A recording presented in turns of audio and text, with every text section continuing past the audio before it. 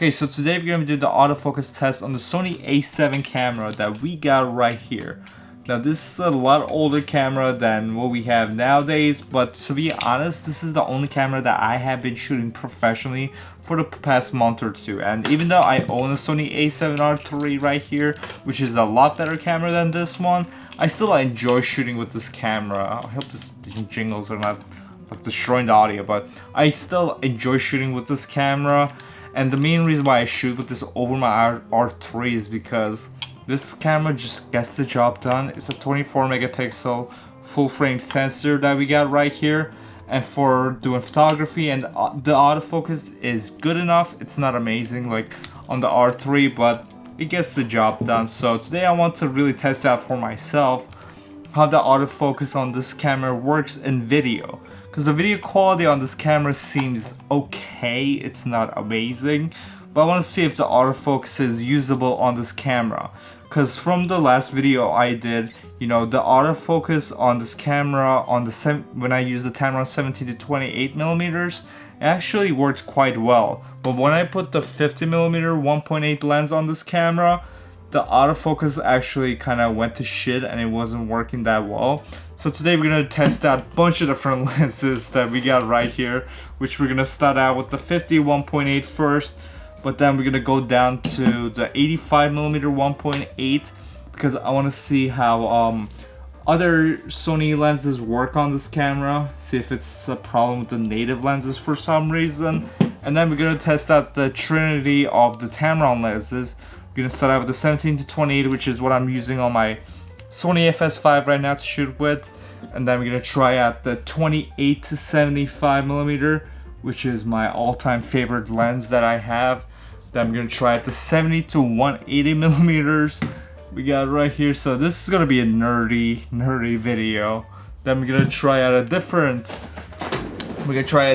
manufacturer. So we're gonna try the Sigma 35 millimeter 1.4 lens that we got right here.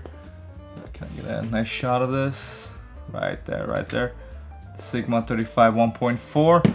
And then we're gonna try adapting Canon EF lenses using the Sigma's MC11 adapter. So we're gonna try out this big boy right here. We're gonna try out the Sigma 150 to 600 millimeters.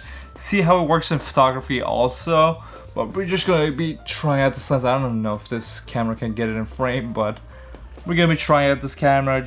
We're gonna be trying out this lens just to see how it does work. And then we're gonna try out a native Canon lens that we got right here, which is the, move this out of the way.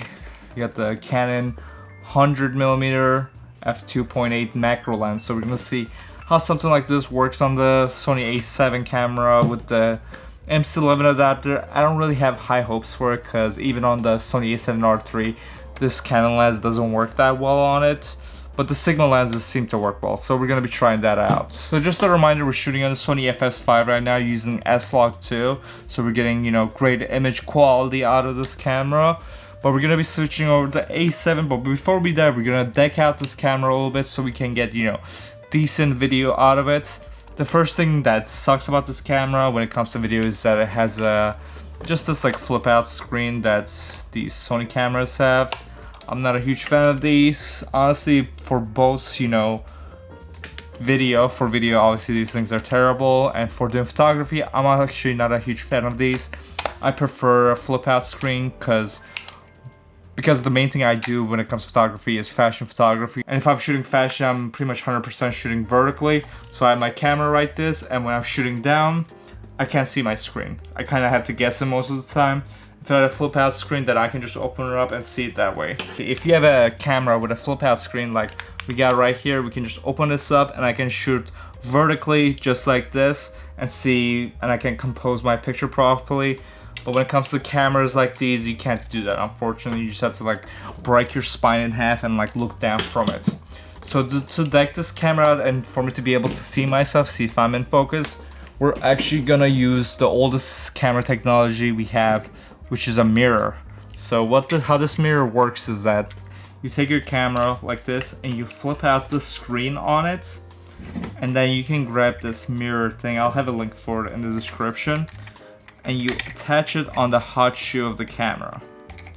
So we put it on there like this, just like this. And now when we turn on the camera, the image from here will reflect into the mirror, and then you'll be able to see it. So if we just open up like the mirror menu system right here, as you can see, now you can see what's in the screen over here.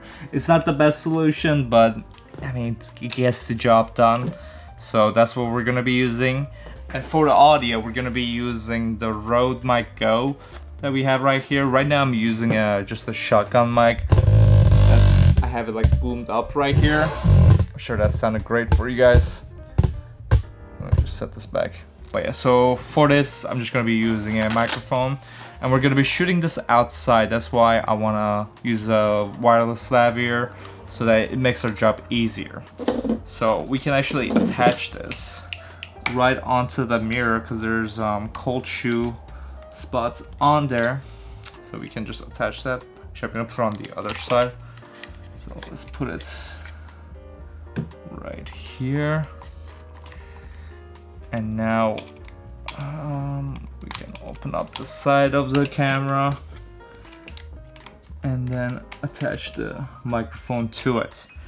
Now we have some professional audio that we can use. So for the first couple of lenses, we're actually gonna shoot them inside the studio, but once we go to the longer lenses like the 70-180 and the 150-600 millimeters, we're gonna try those outside so we can, you know, see how the autofocus works properly.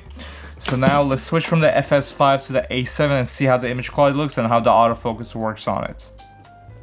Okay, so let's get started. First of all, we got the 50mm 1.8 on here right now. Let's see how the autofocus works. This was the lens that I had the most trouble with before, so I don't know, I guess we're gonna see how it looks. But so far, honestly, it's kind of hard to tell with the mirror, because it's just, you know, hard to tell. But I think I'm out of focus right now. Keep it up. I think it just got me, right? I don't know. But we are shooting also on the standard picture profile, because this A7 camera does not have S-Log or anything like that. So we're just shooting at the regular picture profile, but I'm gonna add some color grading to it right now. And this is what it looks like with some color grading to have it, you know, kind of look similar to the FS5 that we were shooting with before. But I don't know. The autofocus seems slow, but as long as it's accurate and it keeps it on the face, you know, it doesn't do the wobbling stuff, which I don't think it does, because I believe this camera is using face detect autofocus, so it should stay on my face, which is honestly what I care about most. So honestly, I'm not gonna be able to tell how good the autofocus is working until at the end of the video. I'll do a little part, you know, going after I go through the footage, but for now, this is what the 50 looks like. So now let's switch over to the 85mm 1.8. Okay, now we got the 85mm 1.8. So let's see how the autofocus works on this. It's still at 1.8, which is good, but dude, this is a lot harder than I thought. This camera does have an HDMI out slot, which I haven't tested out yet, but I'm not gonna, because it's an older camera. And even with the A7R3 camera right here, it's gonna, can you turn on top this? There we go. Even with the A7R3, once you plug in an HDMI cable to this camera, the autofocus does get worse on this camera. Like, you lose face detect autofocus. So I don't know what it would do to this camera, so I'm not gonna bother. But this is what the 85 1.8 is doing. Is it gonna get my face up? There you go, it got my face. I think it's doing a better job than 50, which I'm not completely surprised by, considering the 50 1.8 is like the cheapest lens you can get for the Sony system, and it's definitely the cheapest built. Because even when you're like focusing with this lens, you can see like the lens itself like moving back and forth, so it's just not the highest quality.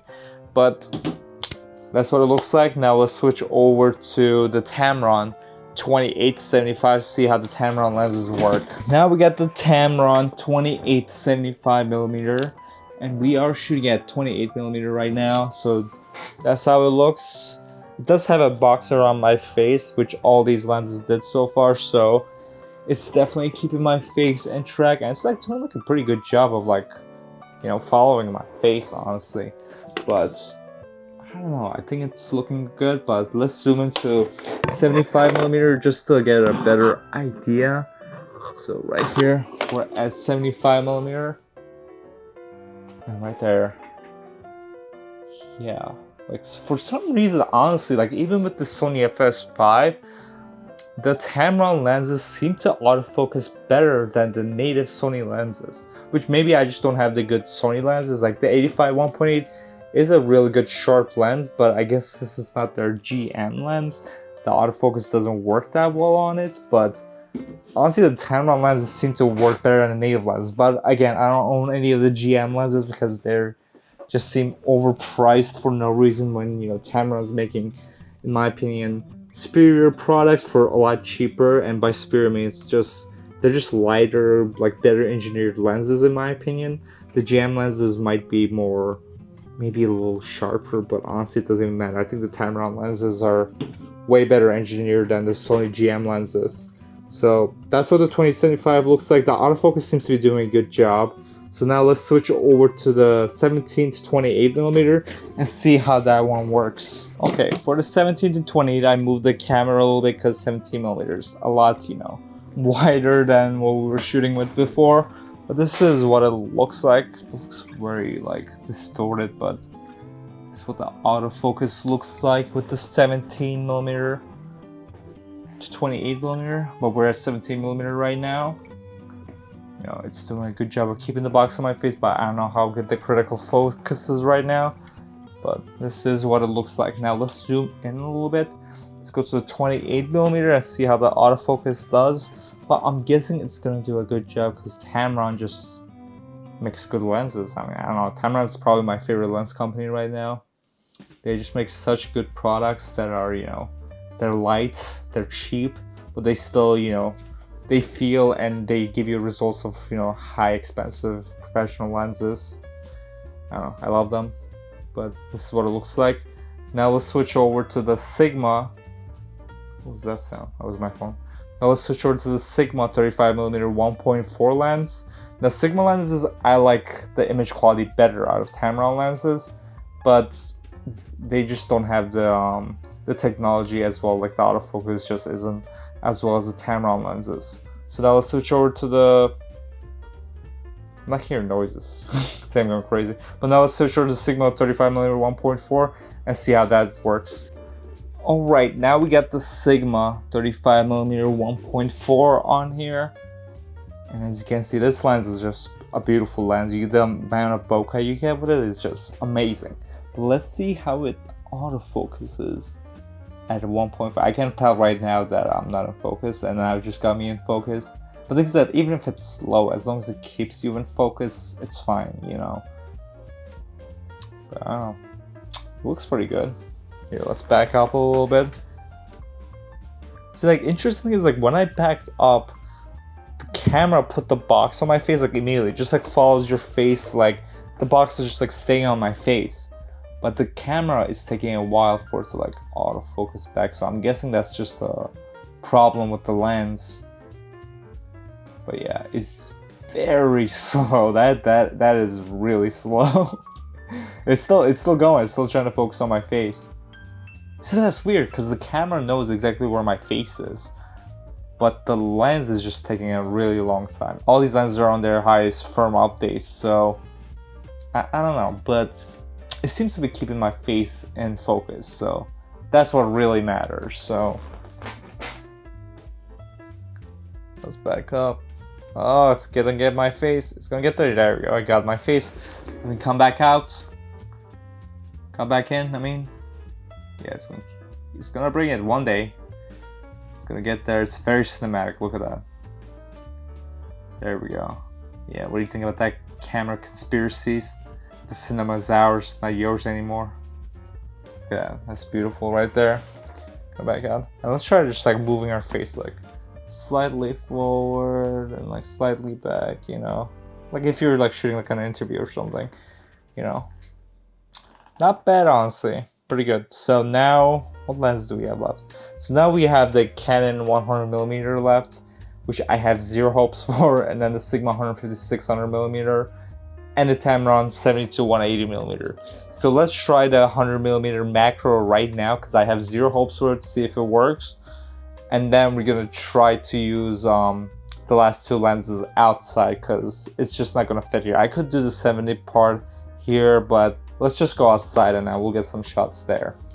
Okay, now we got the Canon 100mm macro, which I don't think it's even like trying to get out of focus right now.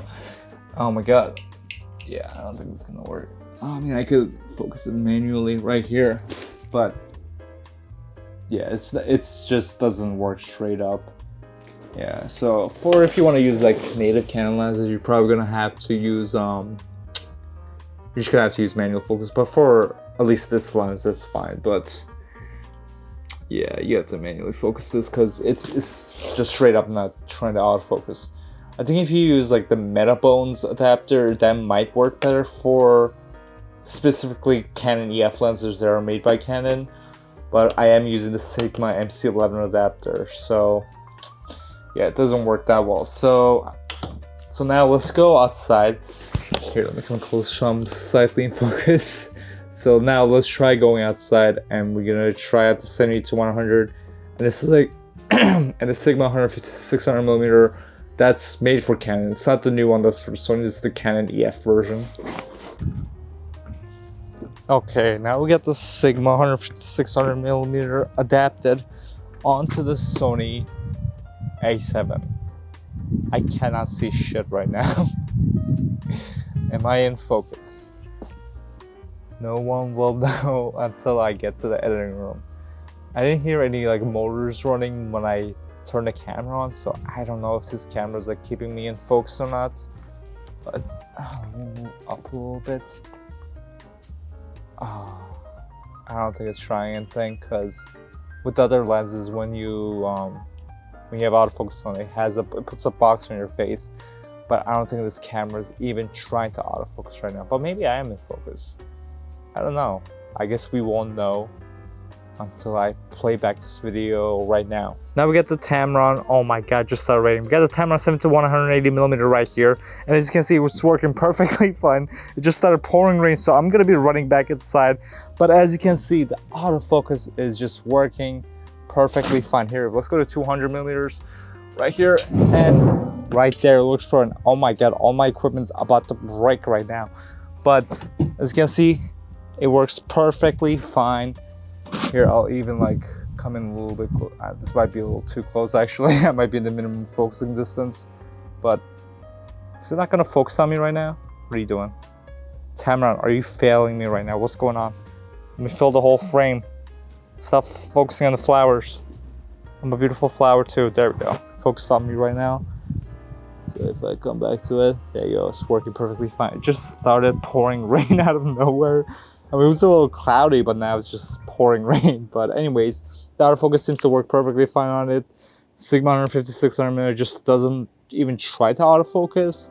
So that might just be a software issue with the MC11 adapter, because it works on R3. It doesn't work well, but it does work on the R3, the video autofocus. So I am gonna try to do take pictures with the 150-600mm to see if it works in photography, and I'll let you guys know in the next section of the video. So I gotta say, after reviewing all the footage, I gotta say I'm very impressed by the camera. It seems to be doing pretty well.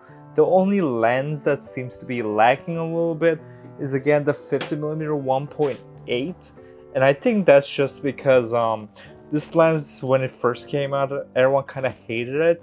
But then Sony updated this lens so that it would be a good lens, and this lens actually works really well on the Sony a7R III. But I think they only focused on the later versions of these cameras, and they for some reason didn't update this camera with that lens, like if that makes any sense, because even when I'm doing photography with the 50mm 1.8, it's a very slow focusing on lens. But if I put on the R3, it works like amazingly well. So I don't know, I think Sony just didn't care about this camera that much, which sucks because I love this camera. It works really great, and the image quality was actually pretty good out of the video also. when I first did my tests in the last video, actually the image quality looked kind of, you know, mushy a little bit, which I seen it in this video also. Like the skin looks a little soft. It kind of looks like if you're turning on the like these Sony cameras have like a skin smoothing effect. It feels like you turn that off, but it is off on the camera. So for some reason, the skins look a little weird. But besides that, with some color grading, it actually looks pretty decent. Now, when it comes to the Sigma 150-600mm, the weird thing is that, so if you saw the clip, you saw that at the end, it did require focus. But throughout the whole thing, it didn't even try. And then after we shot that, I actually took the lens and I tried to take pictures with it, and it wouldn't focus at all. So it seems like the MC11 adapter is just not that compatible with this camera. So if you're going to be using manual focus with the Canon lenses, that should be fine. But if you're trying to use autofocus, it just doesn't seem compatible. I mean, it is weird that it worked at the end, but I don't know, it just seems to not work. I know there's other adapters, like Metabones has one, but I personally don't have one of those, so I can't test it. But I know the MC11 adapter works really well with the R3, but it just doesn't work with this older camera. But anyways, guys, thanks for watching this video. Hope you enjoyed it. Make sure to subscribe to my channel if you want to see more videos like these. And I'll see you guys in the next video. Goodbye.